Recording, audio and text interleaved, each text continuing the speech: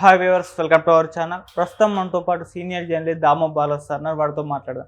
నమస్కారం సార్. నమస్తే సార్, మహాసేన రాజేష్ గారు మరి తన యూట్యూబ్ ఛానల్ ఒక వీడియో పోస్ట్ చేయడం చూస్తున్నాం. అంటే పోటీ నుంచి తప్పుకున్నట్లు ఆయన చెప్పగానే చెప్తున్నారు. మరి ఆయన ఇప్పుడు పోటీ చేస్తున్నట్టా లేదా? మరోవైపు చూసుకుంటే ఆయన్ని తీసేశారు అధిష్టానమని కూడా వార్తలు వస్తున్నాయి. మరి దీంట్లో నిజం ఏదన్నా సార్? మహాసేన రాజేష్ తీసేశారన్నట్టుగానే మీడియా రాస్తుంది. బట్ ఆయన ట్వీట్ చేసింది అది చూస్తే, ఆయన పోస్ట్ పెట్టింది, ఆయన చాలా ఆవేదనగా పోస్ట్ పెట్టాడు. అంటే ఒక సామాన్యుడు పోటీ చేస్తే తట్టుకోలేకపోతున్నారు, కుల రక్కస్కి నేను బలైపోతున్నాను. నేను ఇప్పుడు 7 ఏళ్లకు ముందు మాట్లాడిన దాన్ని వైసీపీ వాళ్ళు విపరీతంగా చేసి నన్ను ఈ స్థాయికి తీసుకొచ్చారు.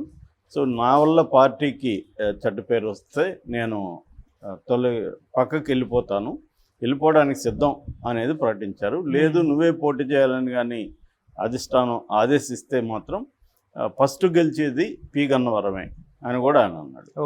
ఇక్కడే కొద్దిగా కాంట్రడిక్షన్ కనబడుతుంది.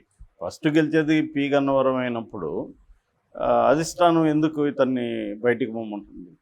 ఇతను మీద వ్యతిరేకత ఆ పి గన్నవరం ఏరియాలో ఉంది కాబట్టి ఇతనేమైనా గెలవలేడేమో అని అనుకుంటుంది అనేది ప్రధాన కారణం. రెండవ కారణం ఏంటంటే రాష్ట్ర వ్యాప్తంగా కూడా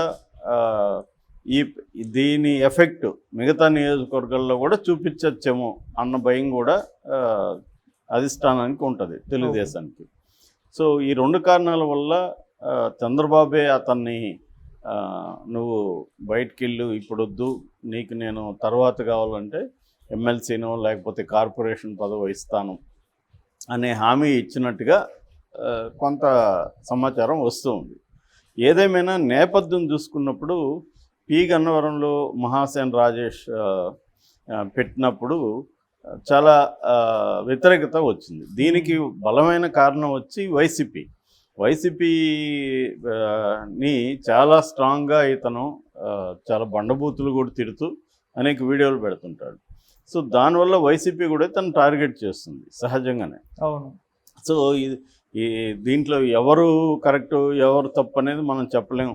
ఎందుకంటే ఇది ప్రత్యర్థుల మధ్య పోరాటం అనేది చాలా అగ్లీ టర్న్ కూడా ఆంధ్రప్రదేశ్లో తీసుకుంటుంది. సో ఆ క్రమంలో రాజేష్ పాత వీడియోలంతా వీళ్ళు వైరల్ చేయడం మొదలుపెట్టారు. అయితే ఇక్కడ మన లాంటి వాళ్ళు అబ్జర్వ్ చేసినప్పుడు అర్థమయ్యేది ఏమంటే కేవలం వైసీపీ వాళ్ళ వల్లే ఇతనికి వ్యతిరేకత లేదు. ఆల్రెడీ ఇతనికి 2 వర్గాల్లో బలంగా వ్యతిరేకత ఉంది. ఒకటి బ్రాహ్మణ సామాజిక వర్గం కావచ్చు, హిందూ సంఘాలు కావచ్చు, వీళ్ళు వ్యతిరేకిస్తున్నారు అతను. దానికి కారణం ఏంటంటే ఇతను గతంలో పెట్టిన కొన్ని వీడియోలు, అందులో ఒకటి నేనైతే 2-3 చూశాను, చదివాను. నేను దాని మీద అతను ఏమేమి పెట్టాడనేది రాసి చదివాను. నేను చూసిన వీడియోలో ఒకటేమో శూర్పణఖ మీద చేశాడు. శూర్పణఖ వచ్చి రాముడికి ఐ లవ్ యూ చెప్తే, ప్రపోజల్ చేస్తే ఎవరైనా ఏమంటారు, ఇష్టం లేకపోతే ఇష్టం లేదమ్మా అంటారు, కానీ చెవులు ముక్కు కోసి పంపిస్తారా అనేది మాట్లాడు. నిజానికి కాంటెక్స్ట్ ఏంటంటే ఆమె వెళ్ళేదో సింపుల్గా ఐ లవ్ యూ చెప్పిందని కాదు. ఆమె ప్రపోజ్ చేస్తే రాముడు నేను ఆల్రెడీ పెళ్లి చేసుకున్నా, నేను ఏకపత్ని వ్రతుడు అని చెప్పినప్పుడు ఆమె లక్ష్మణ్ మీదకి వెళ్ళడం, ఆమె అటాక్ చేయడానికి ట్రై చేయడం, ఈ కాంటెక్స్ట్లో ఆమెను అలా చేశారనేది రాముడిని సపోర్ట్ చేసేవాళ్ళు చెప్తుండే మాట. సరే, ఏదేమైనా ఆ సంఘటన ఎప్పుడు అది రామాయణంలో అది నిజంగా జరిగిందా కల్పిత కథ అనే దాంట్లోనే చరిత్రకారుల్లో విభేదాలు.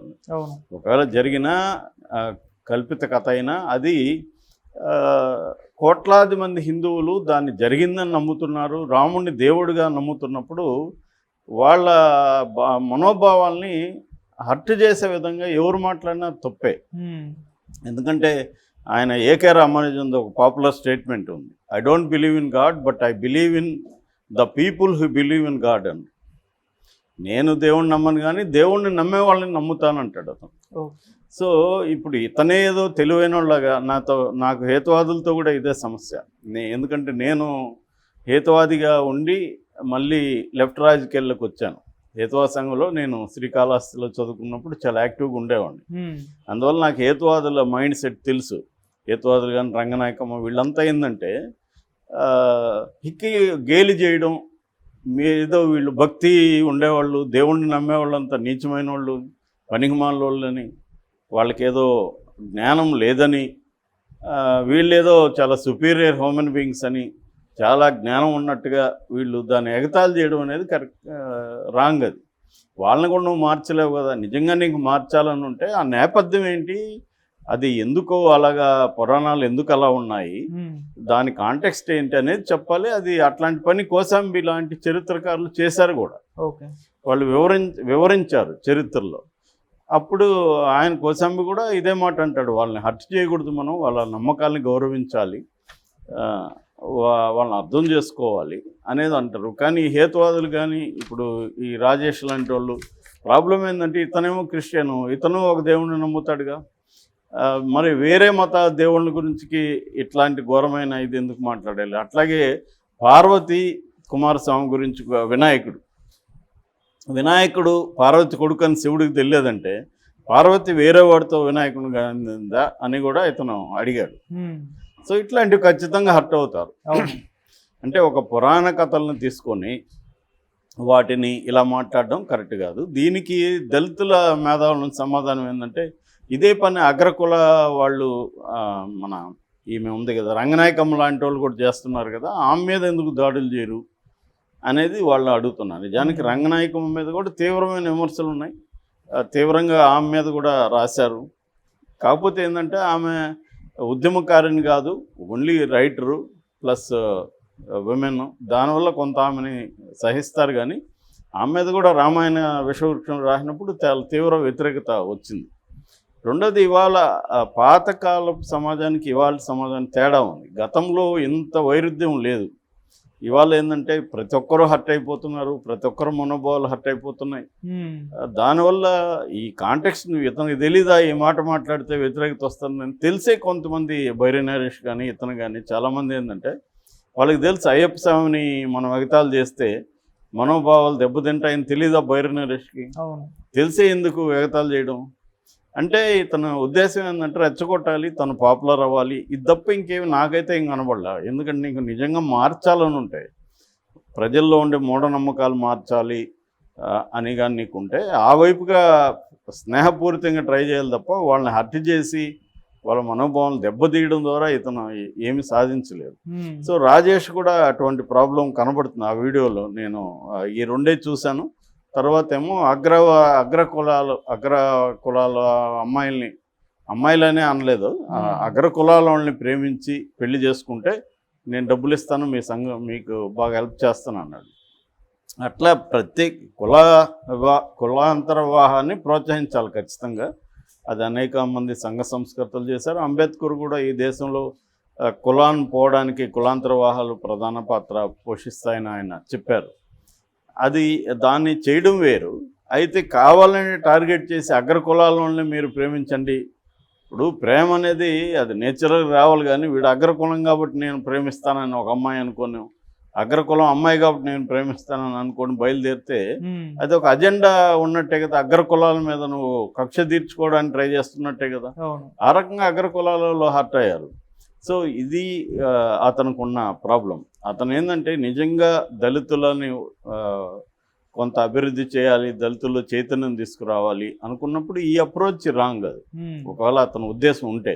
కానీ అట్లా అతను మాట్లాడే భాష కానీ బండబూతులు తిట్టడం, మళ్ళీ అక్కడ స్త్రీలను కించపరిచే బూతులు ఓపెన్గా మాట్లాడడం, ఇవన్నీ కూడా చూసినప్పుడు అతను కూడా క్లియర్గా తన పాపులారిటీ కోసం, తను ఎలివేట్ కావడం కోసం చేస్తున్నట్టే అనిపిస్తుంది తప్ప నిజంగా అతనికి దళితులని మనం పైకి తీసుకురావాలనో దళితుల తరపున పోరాడాలన్న ఉన్నట్టుగా అయితే ఏం కనబడలేదు. ఓకే. సో ఏదేమైనా ఇప్పుడు ఏమైందంటే ఈ బ్రాహ్మణ వర్గాలు కావచ్చు, హిందూ వర్గాలు కావచ్చు అఫెండ్ అయ్యారు. మొన్న విజయవాడలో ఆంధ్రప్రదేశ్ బ్రాహ్మణ సంక్షేమ సంఘాలకు సంబంధించిన కొంతమంది టీడీపీ ఆఫీస్కి వెళ్ళి ధర్నా చేశారు. అట్లాగే కర్నూలులో కూడా వాళ్ళు స్టేట్మెంట్ ఇచ్చారు. ఇతన్ని కానీ మీరు పెట్టుకుంటే తెలుగుదేశం బ్రాహ్మణులు అందరినీ అవమానిస్తున్నట్టుగానే మేము భావిస్తాము. అనేది వాళ్ళు అన్నారు. ఆ రకంగా బ్రాహ్మణ సామాజిక వర్గం కూడా ఒక 3% ఎంతో ఉంటుంది. మిగతా హిందూ సమాజం కూడా చంద్రబాబుకి వ్యతిరేకంగా ఉంటే ఆ మేరకు ఇబ్బంది అవుతుంది. ఓకే. అదొకటి. రెండవది జనసేన సైనికులు తీవ్రంగా వ్యతిరేకిస్తున్నారు. ఎందుకంటే పవన్ కళ్యాణ్ని జనసేన తిడుతూ అతను చాలా వీడియోలు పెట్టాడు వైసీపీలో ఉన్నప్పుడు. సో ఇప్పుడు అవన్నీ బయటకు వచ్చాయి. నిజానికి ప్రతి రాజకీయ నాయకుడు తను ఒక పార్టీలో ఉన్నప్పుడు వేరే పార్టీని తిడతారు. కానీ వీళ్ళు ఎందుకు హర్ట్ అయ్యారంటే ఇతను వాడిన భాష అది మేజర్గా, ఆ భాష వల్ల ఎక్కువ హర్ట్ అయ్యారు. ఇప్పుడు ఆమె కూడా ఎవరు షర్మిల మన రేవంత్ రెడ్డిని దొంగనింది, కానీ అంత మాత్రం అనింది తప్ప అతను పర్సనల్గా అటాక్ చేయడం, బూతులు తిట్టడం చేయలేదు. అందుకని ఇప్పుడు ఆమె నేను మారానంటే రేవంత్ రెడ్డి కూడా ఆహ్వానించగలుగుతున్నాడు. అట్ట కాకుండా పర్సనల్ లెవెల్లో ఎనిమిటీ పెంచుకునే విధంగా చేయాల్సిన అవసరం లేదు. అది తను చేశాడు. దానివల్ల జన సైనికులు మొన్న టీడీపీ అంబాజీపేటలో టీడీపీ ఇన్ఛార్జిగా ఉన్న హరీష్ మాధూర్ కారు కూడా ధ్వంసం చేశారు. వాళ్ళు తీవ్రంగా ఇది చేశారు. సో దీనివల్ల ఇప్పుడు ఇతనికి ఇబ్బంది అయింది. చంద్రబాబే ఇతన్ని అడిగినట్టుగానే మనం అర్థం చేసుకోవచ్చు. ఎందుకంటే ఖచ్చితంగా చంద్రబాబుకి అది ఇబ్బందే.